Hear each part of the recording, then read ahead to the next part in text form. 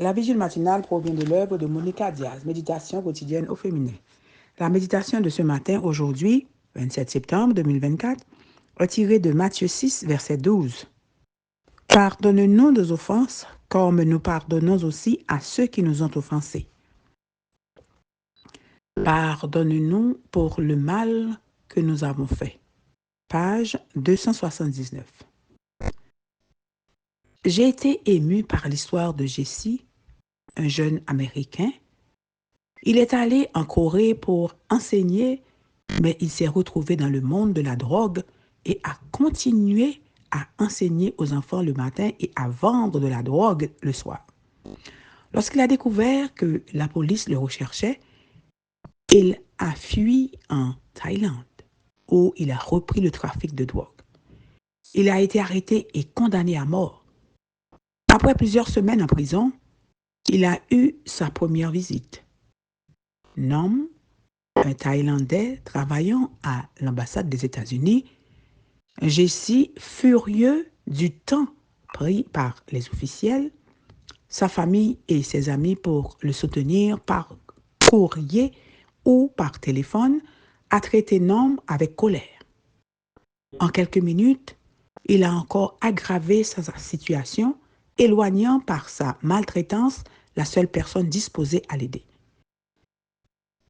En repentant, Jesse a décidé d'apprendre le thaïlandais et a commencé à envoyer des lettres à un homme qui, au début, les a ignorés. 4 ans plus tard, appelé au parloir pour la deuxième fois depuis son incarcération, le jeune homme s'est trouvé devant un homme qui avait le sourire aux lèvres. Jesse pouvait sentir son pardon. En larmes, il a déclaré à la caméra: « Après la façon dont je l'avais traité, sa visite m'a appris que l'on peut guérir une relation brisée. Il m'a appris la valeur du pardon. Pendant des années, j'avais rendu mes parents responsables de tous mes problèmes. J'avais été incapable de leur pardonner.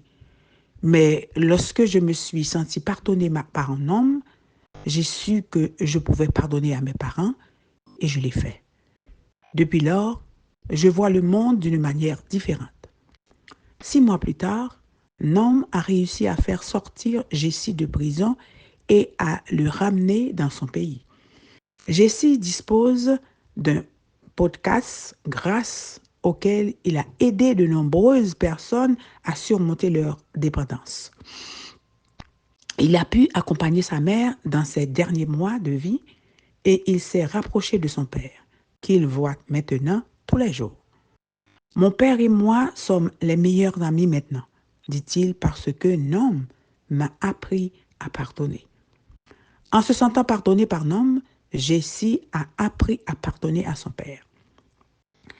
La psychiatre Marianne Rosas Estapé fait remarquer que nous apprenons à pardonner. Quelqu'un nous pardonne et elle nous suggère de faire un exercice. Regardez dans notre passé tous les pardons que nous avons reçus.